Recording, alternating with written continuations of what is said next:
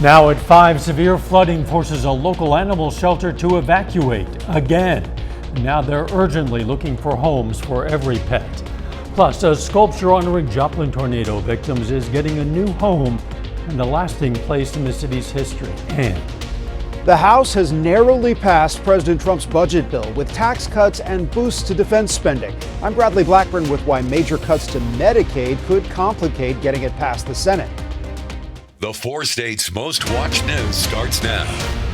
The city of Baxter Springs has appointed a new police chief just 4 months after their most recent chief took office. This is KOAM News at 5. I'm Dow Quick. Rick Comer was appointed to the position by the city on Tuesday. Jimmy Hamilton was named chief of police in January, officially replacing the new Cherokee County Sheriff, Brian Henderson. But now the city says Hamilton has voluntarily stepped down from the position. He now serves as the assistant chief. Comer is now serving as chief, previously working as a school resource officer for the department. City of Baxter Springs has posted a job listing for the police chief position. Officials say it's procedure and Comer will apply like everyone else.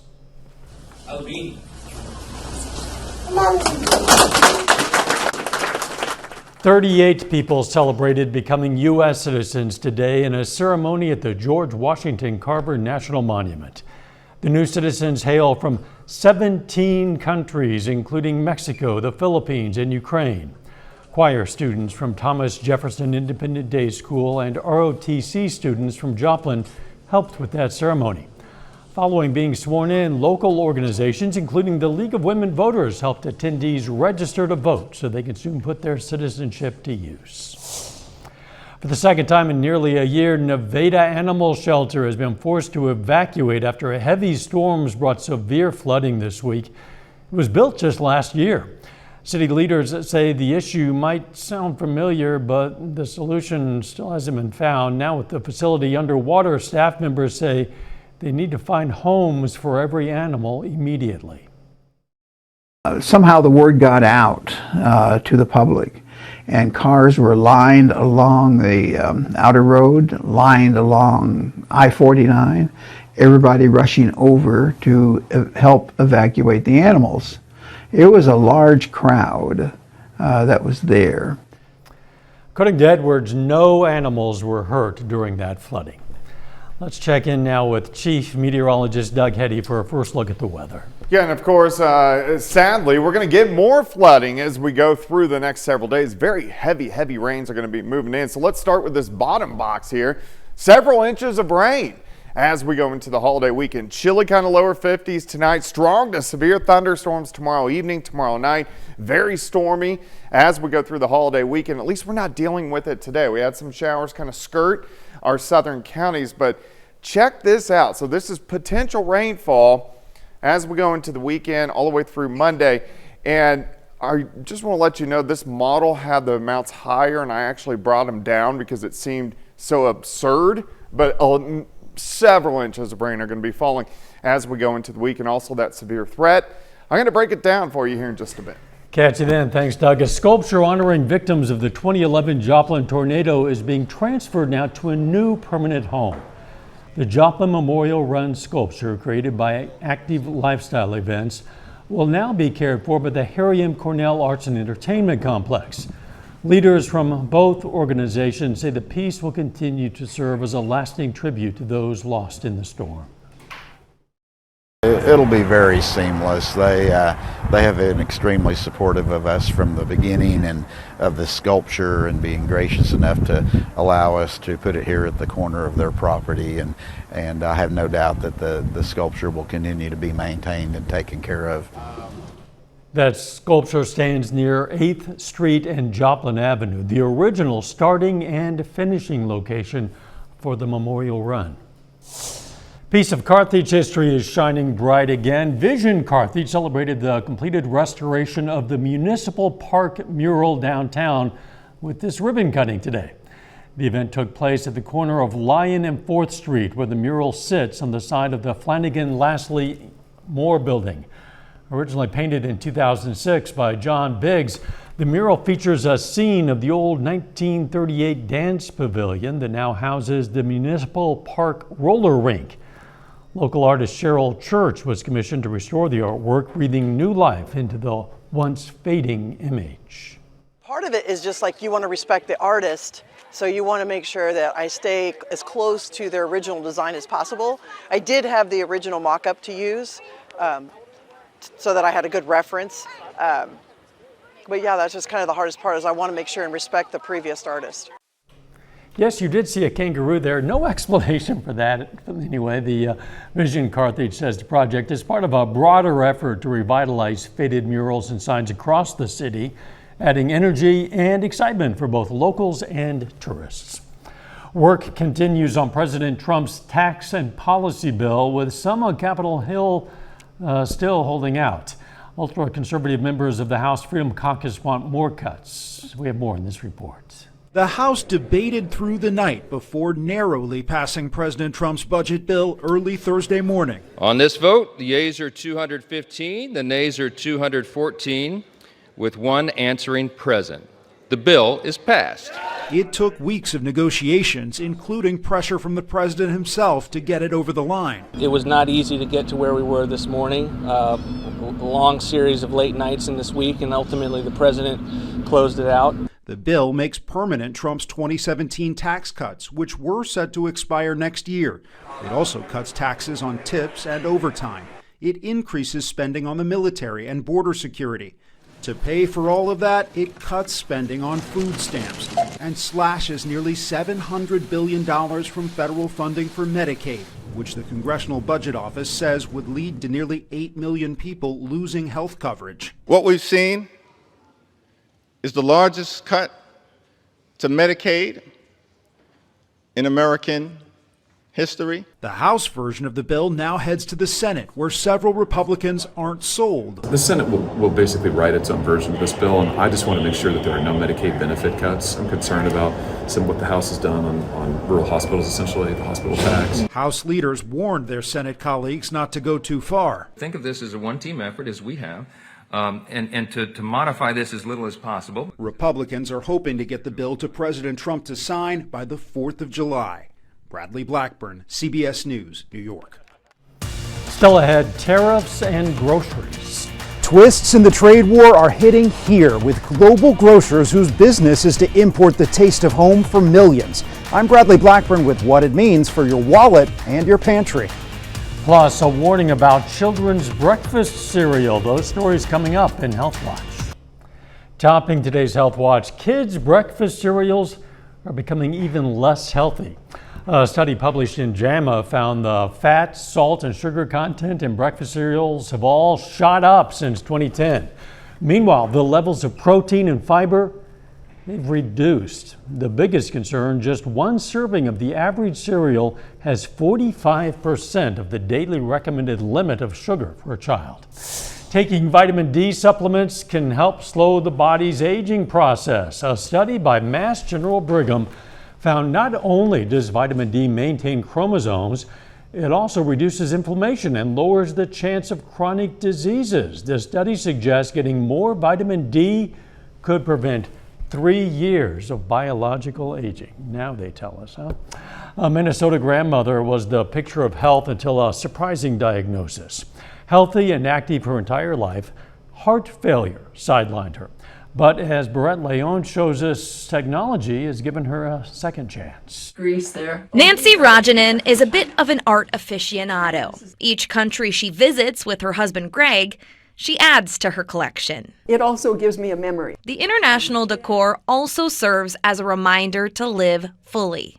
Because more than a decade ago, the world traveler started experiencing shortness of breath. It was such a surprise. At first, she thought it was asthma, but it was heart failure. I don't smoke, I'm not overweight, I don't have diabetes, I don't, I exercise, I eat well. So it was like, how can that be? We referred her to the university for a possible heart transplant because her heart was that weak. mHealth Fairview cardiologist Dr. Eric Ernst says it never got to that point, though. Despite managing her symptoms with medications, they were still unpredictable. What we do sometimes in that situation is we implant a device called a CardioMEMS device. It's a remote monitoring device to help doctors manage Nancy's heart failure. Once a week, Nancy lays down on a special pillow. That little sensor inside the chest communicates wirelessly with the sensor that's implanted in a pillow. And the pillow sends her scans directly to her care team, allowing medication adjustments in real time. The fact that I'm able to live a full life remotely, anywhere that I want to, and know that I still have that protection, that somebody's keeping an eye on my heart for me, that's kind of life-changing. The 70-year-old is back to her active routine and staying out of the hospital. Barrett Leone, CBS News, Minneapolis. That is a look at today's health news. A little bit later, a brand new Old Glory. 4 staters trade in their tattered flags just in time for Memorial Day. Plus, very heavy rain moving in for the weekend. We're going to look at that coming up.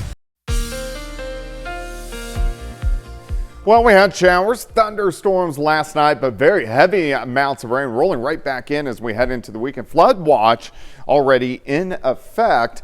As on the low end, we're going to have 2 inches, on the high end, upwards of 8 inches of rain from now into next Monday. A lot of people camping, going to the creeks, rivers, lakes, so make sure you prepare for that. Showers, few thunderstorms kind of scooting out of the region, so we look pretty good. As we go through the rest of the evening hours, we're going to stay mainly dry as these showers continue to push off toward the south and to the east. But severe threat moves back in. This is going to be on Friday, a level 2, especially Kansas and Oklahoma. Thunderstorms start picking up during the afternoon hour, but I think the higher severe threat is going to be late evening into the overnight hours. Saturday, a level 1 threat. The level 2 threat stays back just to our south and to our west. And I think we have a severe threat as well, maybe a little bit higher as we go into Sunday. Let me take you through time. Pretty calm tonight. Here's 6 o'clock in the morning. Got some clouds moving in, kind of chilly, sitting near 50 degrees. As we go toward the noon hour, upper 60s to near 70, but already you can see a few scattered little showers and thunderstorms popping up out toward Wichita. Scattered showers and thunderstorms push in mid to late afternoon. Some of these guys could be a little stronger, low-grade severe, and maybe contain a little bit of small hail.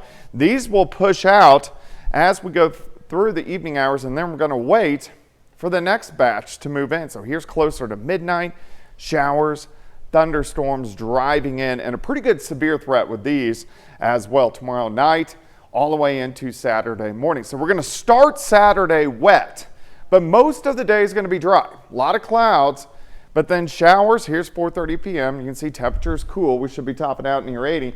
Showers and a few thunderstorms start popping up during the evening hours. And then we do it again Saturday night. Periods of thunderstorms. Some of these could be severe as well, tracking through the region. And I even think Sunday, round after round of showers and thunderstorms. So rainfall amounts, like I said, 2 to 8. I think most of us are going to be probably 5, 6, 7. So we are going to have that flash flooding threat across the region. 54 in the morning, 68 by noon, high temp 74 on your Friday. Let's go into the weekend. Heavy rains moving through. Of course, we have those low severe threat. Looking outside right now, great shot, indigo sky, casino and resort. So if you do want to get outside tonight, it is looking pretty good. Temperatures right now sitting into low to mid 70s. So at least we're going to have a nice evening as we go through the evening hours. Temps will slide back through the 60s, eventually down into the 50s. So a little bit cool tonight as temperatures drop back near 50 degrees. But of course, we got to watch all that mess moving in this weekend. 74 tomorrow, 73 Saturday, 70 on Sunday. Look at Sunday, thunderstorms all day long, pop-up storms even on Memorial Day itself. Finally, we dry out a bit Tuesday, but then Wednesday, Thursday, Friday, additional rain chances. So yeah, we're going to have flash flooding issues on hand. You know, people like to get out over the holiday weekend. I know, I do too. Well, good luck with that. Bring an umbrella, I guess. Next item. Coming up, a global tariff battle is hitting import grocers hard. We're going to hear from a store owner. Topping today's Consumer Watch, Nike is set to resume selling its products directly on Amazon after a 6-year absence. The sportswear giant had pulled back to focus on its own direct-to-consumer operations. Comes as Nike says it's going to hike prices on some of its shoes and apparel starting next week. Price of fast food also rising, with the average cost of a typical meal hovering around $11. A new survey from LendingTree found that San Francisco is the most expensive city to get fast food, average price of almost $15, while Columbus, Ohio, that's the most affordable, just over $10. Twists in the global tariff war are challenging small specialty grocers who import flavors and foods from around the world. Bradley Blackburn has more on how it's affecting these small businesses and what Americans eat. Inside New Cam Man Supermarket in New York's Chinatown, the business is to bring all the tastes of Asia here. All import. Everything in this aisle is imported. Yeah. 90% of what they sell is imported, from scallops to soy sauce. Some is from Taiwan, Japan. And much of it from China. So with President Trump's 145% tariff on Chinese goods temporarily lowered to 30%, owner Hei Chen is rushing to stock up. Right now, this is good news. We can do it now. The tariff war is certainly a gut punch. Small specialty grocers provide comfort food for millions of Americans. Christian Loya is a regular here. I'm German and Japanese, and I'm used to just buying things from all over the place. So if I'm looking for something very specific, like I need just the right kind of wood ear fungus or something like that, they'll have it. It's not just specialty markets. Last year, the U.S. imported more than $200 billion in food, sold in grocery stores nationwide.